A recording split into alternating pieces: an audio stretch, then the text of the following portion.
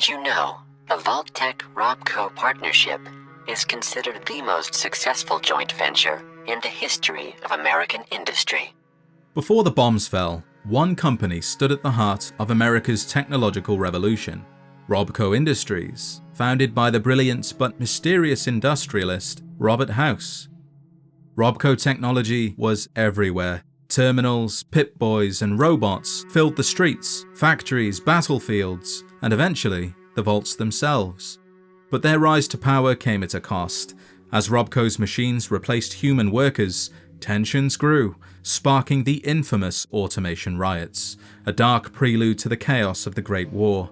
Today, we're going to take a closer look at the company that helped shape the pre-war world and is still one of the most well-known names centuries after the Great War.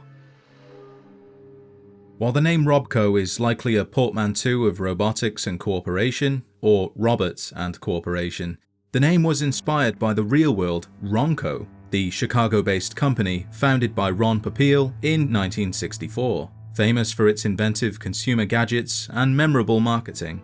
RonCo produced quirky but practical products like the Pocket Fisherman, Spray-On Hair, and the Veg-O-Matic, all designed to make life easier and more convenient. Beyond the gadgets themselves, RonCo became legendary for its infomercials, popularizing phrases like "and? But wait, there's more." Its combination of ingenuity, accessibility, and clever marketing left a lasting mark on American consumer culture, qualities that RobCo reproduced in its approach to robotics and technology. Now, RobCo Industries was founded on June 25, 2042, which was also the day of Robert House's 22nd birthday. House founded the company after he was cheated out of his inheritance by his half-brother Anthony House, who seized both the H&H Tools company and the family fortune from their father. While this left Robert out of pocket, he still had his technical genius, business acumen, and education from the Commonwealth Institute of Technology, and over the next 5 years, he dedicated every waking second, turning RobCo from a new budding business into one of the most profitable corporations by 2047. By the time I was 30 years old, I was a billionaire 30 times over. By 2075, their technology was everywhere. The unified operating system had become the standard for terminals and mainframes across the United States. Within a year, their RobCo operating system became the go-to for military-grade security as well, cementing their influence not only in homes and businesses, but also in the armed forces, reaching heights Anthony House could only ever dream of achieving. RobCo wasn't just dominating software, their robotics division was one of the most recognized in the world, producing some of the most iconic machines of the pre-war era, iBots, Protectrons, and SentryBots, for example. Alert. Hostile detected. While RobCo had its fair share of healthy rivalry, the company excelled in certain areas no one else could match, leading to unique and prosperous contracts, such as reverse engineering captured Chinese technology for the US Army, which gave way to the Stealth Boy, a powerful cloaking device that only exists thanks to RobCo. Of course, being a massive, secretive mega-corporation wasn't exactly great for public relations, and RobCo worked hard to shape its image, using flashy marketing campaigns and public exhibitions to appear approachable and trustworthy. One of their most famous efforts was a joint exposition with General Atomics at the Museum of Technology in DC, designed to show the public a bright, exciting future powered by robotics and innovation. However, behind the polished image, RobCo was a company built on secrecy and domination, and would stop at nothing to ensure they were the biggest, most powerful robotics company in the United States, and perhaps the entire world. RobCo didn't just grow through innovation, it also thrived on hostile takeovers. When Robert House wanted something, he was willing to get it by any means necessary, and one of the most infamous examples of this was Repcon Aerospace. Now, Repcon had already fought off Poseidon Energy, who wanted to take over the company. Poseidon Energy was an energy conglomerate operating a number of oil rigs, refineries, gas stations, and power plants, with further operations in military defense contracts. And it were those contracts that RepCon wanted to avoid being a part of, especially RepCon's vice president, who convinced the board of directors to stay away from Poseidon for that very reason. They were to take no deals and remain independent. RobCo had a lot more success than Poseidon Energy. From 2075 to 2076, RobCo began quietly buying up RepCon shares, gradually gaining more influence within the company. RepCon's vice president once again fought desperately to maintain his company's independence.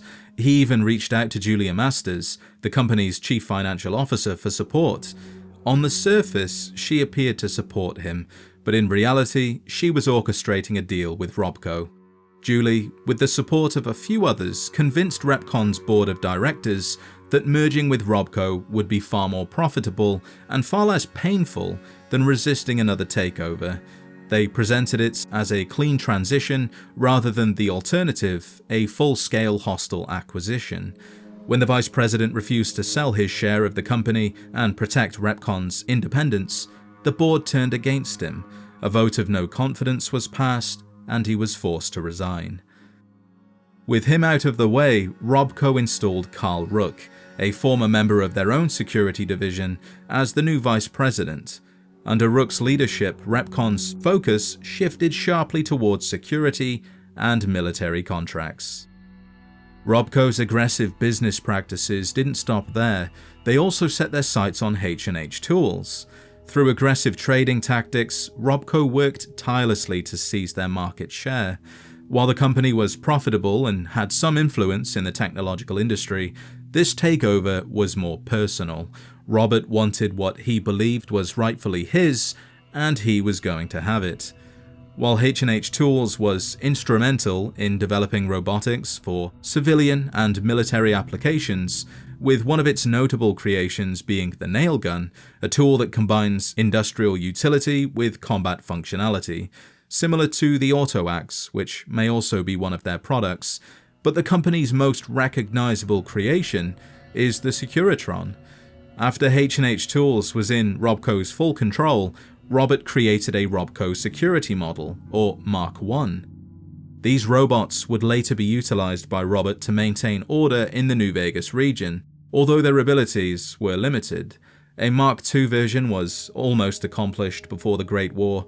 A few software updates were still missing, updates that would have effectively transformed police officers into soldiers, and that is something that can still happen once the update has been installed. Clearly, RobCo's growth was as much about power plays and corporate warfare as it was about technological progress, leaving a trail of broken companies and displaced leaders in its wake while growing its own power and influence. RobCo wasn't just known for hostile takeovers and corporate dominance, they also thrived on joint ventures, forming powerful alliances with other large companies. One of their most famous partnerships was with Vault-Tec. RobCo's cutting-edge Pip-Boy technology was chosen to serve as the personal information processor for Vault dwellers across the United States. The Pip-Boy 2000 and Pip-Boy 3000 became essential tools for survival underground, and this collaboration is still considered one of the most successful joint ventures in American history. RobCo's involvement with Vault-Tec didn't end there. They also helped construct Vault 79, installing advanced military-grade turret systems to secure the Vault's entrance. These defenses were developed at the RobCo Research Center, part of a secretive government procurement program meant for only the highest level projects, such as protecting the US gold reserve. But RobCo's partnerships extended well beyond Vault-Tec. They also worked with the Nuka-Cola Corporation to create the RobCo Battle Zone, a high-tech attraction featured at Nuka World's Galactic Zone, where park guests could experience gladiatorial combat between various RobCo robots. This venture was a unique blend of entertainment and robotics, showcasing RobCo's technological prowess to the public while giving them a controlled environment to test experimental robots. While the arena was marketed as showcasing unique, never-before-seen RobCo prototypes, like the Galactrons, Novatrons, and Space Sentries, the guests were well aware that the robots were standard models, with largely cosmetic modifications. Of course, these comments were ignored, refunds were not offered, and the fighting continued. However, the battle zone was not without danger. In one notable incident, a Novatron robot exploded during a performance, resulting in the death of an employee. While the shows were intended as controlled demonstrations, the combination of live ammunition, modified combat AI, and overworked robots made accidents a real risk. Following this tragedy, the number of daily shows was reduced to mitigate further dangers, which were always a possibility. From a business perspective, the battle zone strengthened RobCo's brand as a cutting-edge innovator. They got to test experimental software and hardware, visitors got a first-hand experience of what pre-war robot technology could do, from precise automation to simulated tactical combat. At the same time, the incident revealed a darker side of the company's operations, a willingness to push the limits of safety and ethics in pursuit of spectacle and profit.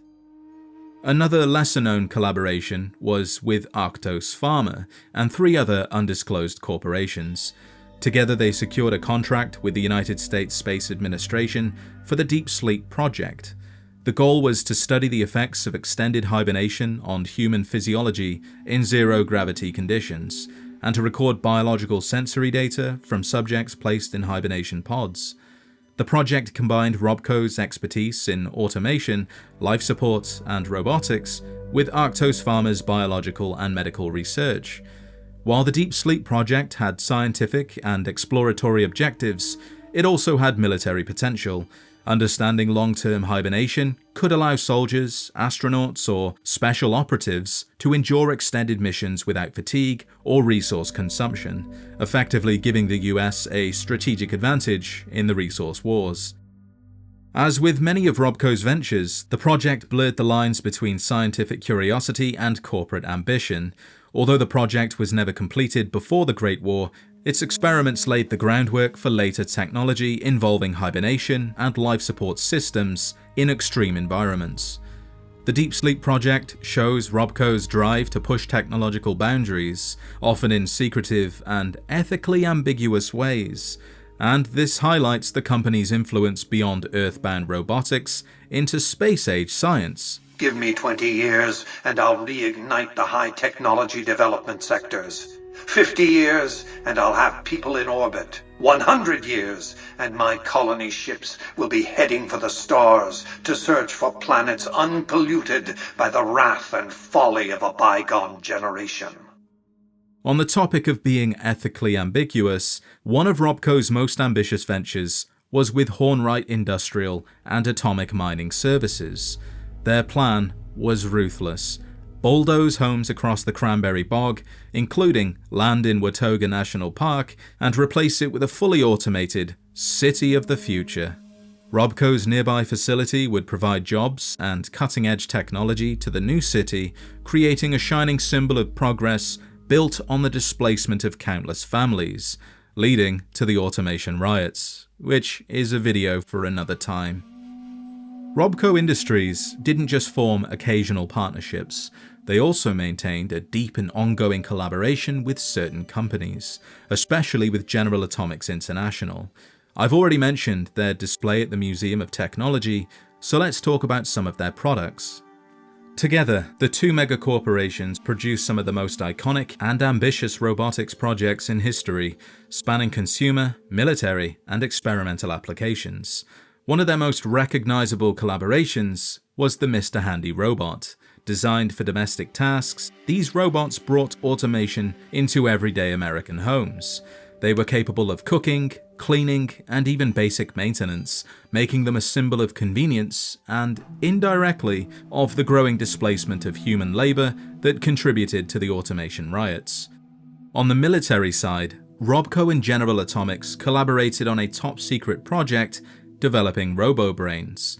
These cyborgs were designed for both industrial and military use, capable of learning from their environment and executing complex tasks autonomously, with near-human intelligence. And this was made possible largely due to the use of human brains as their central processors. This secrecy was essential because the project was merging biological and mechanical components. Most of these brains came from executed criminals, military prisoners, and other unfortunate subjects. Although the project was never fully completed, many robo-brains were deployed to military bases. A few private companies closely tied with the government also received a limited number, primarily for security purposes, though in some cases they were used for more personal reasons, such as life extension. Perhaps the most ambitious project born of this partnership was Liberty Prime, conceived during military contract 38917. Liberty Prime was a towering combat robot designed to liberate Anchorage from Chinese occupation. It served as both a weapon of war and a piece of propaganda, demonstrating the full technological might of the United States. The project combined RobCo's robotics and AI expertise with General Atomics' experience in heavy machinery, weapons integration, and field deployment, producing a machine that was as much a symbol as it was a superweapon. When it came to marketing, RobCo took a very different approach compared to many of its pre-war competitors. While other corporations flooded the public with flashy advertisements, RobCo tended to be more restrained. Their strategy focused less on constant promotion and more on shaping their reputation. One example is seen here, a Mr. Handy robot using Abraxo detergent. Mr. Handy is more or less General Atomics' mascot, and Abraxo detergent is a well-known household product. Both are connected to RobCo Industries, but the company's name is nowhere to be seen, because this kind of advertising wasn't important to RobCo. Instead, they went a different way, a much more public fashion. The Museum of Technology and the RobCo Battle Zone are two places where their products were not just mentioned, but shown with live demonstrations showing the public what their products could do and what their company was about, or at least what they wanted the public to think their company was about. This approach wasn't so much about sales, but about public image. RobCo worked hard to position themselves as the premier robotics company in America, using carefully managed public tours and events to sway public opinion. These tours obviously weren't about transparency, because RobCo was up to no good. They were calculated efforts to maintain trust, while quietly advancing their military projects behind the scenes. And it was the government contracts that were the most lucrative, so RobCo benefited the most. Even though advertising wasn't really RobCo's forte, they did have their own corporate mascot, called Pip-Boy. Similar to Vault-Tec's famous Vault Boy, Pip-Boy was a cheerful cartoon character with the addition of pointed ears and a retro space-age look. The character was designed to make RobCo seem approachable and futuristic, a friendly face to soften the company's image amidst its growing power and influence. But the mascot is hardly ever used, appearing on the slate of the Pip-Boy 2000 and in the Vault Seller's Survival Guide episodes Meet Me in the Coswold and Steer the Ship. Compare this to Vault-Tec's mascot, Vault Boy, whose face is plastered on anything and everything Vault-Tec related. Even lesser known mascots like Slocum's Joe's Doughboy or Poseidon Energy's Petro Chico are more well known than RobCo's Pip-Boy. While RobCo's marketing efforts may have been subtler than their rivals, every move they made was carefully crafted to maintain their dominance and to ensure the public saw them not as a shadowy megacorporation, but as the bright, innovative heart of America's technological future. Even so, RobCo Industries wasn't just a single company. It was the heart of a corporate empire, with a network of subsidiaries that touched nearly every aspect of pre-war life, from household cleaning products to industrial tools, technical support, and even secret military projects. These companies expanded RobCo's reach far beyond robotics and software. Each subsidiary played a unique role in shaping RobCo's dominance, and together they painted a picture of a corporation that was everywhere, often in ways the public never even realized. We already know Repcon Aerospace and H&H Tools eventually belonged to RobCo Industries, but a lesser-known company is Abraxadine Chemical, often just called Abraxo, was RobCo's wholly owned chemical and cleaning subsidiary. Their most ubiquitous product was the household detergent Abraxo Cleaner. They also made tasty clean sanitizers intended to remove harmful bacteria and unlock more nutritional value in food and beverages. At the Pittsburgh facility, Abraxadine conducted questionable experiments, from prank cyanide tablets to glow-in-the-dark hairspray and industrial drain cleaner. Several of these experiments resulted in chemical leaks, worker injuries, and railroad contamination. Management refused to properly equip safety teams or containment systems, leading to environmental disasters and illegal dumping. After the bombs fell, the abandoned complex became a zone of contamination.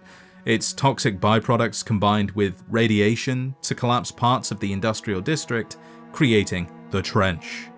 Despite this, Abraxo products were still in circulation decades later, used for blood removal on power armor, cleaning, or even as improvised explosives. From cutting-edge robotics and revolutionary software to secretive military projects and sprawling subsidiaries, RobCo Industries shaped nearly every aspect of pre-war American life. Its influence reached into homes, factories, amusement parks, and even space itself, blurring the line between innovation and corporate ambition. Yet behind the polished image and technological marvels lay a company willing to manipulate, displace, and push boundaries in pursuit of power. The world RobCo helped create was one of convenience, spectacle, and automation, but also of ethical compromise and human cost. While RobCo did some good, it's difficult to see beyond the negative impacts the company had on American lives. If you weren't losing your job to a robot, you were losing your home to a robot city. Their detergents made you sick and polluted the environment, but at the end of it all, you still had your humanity. At least, until they took that too.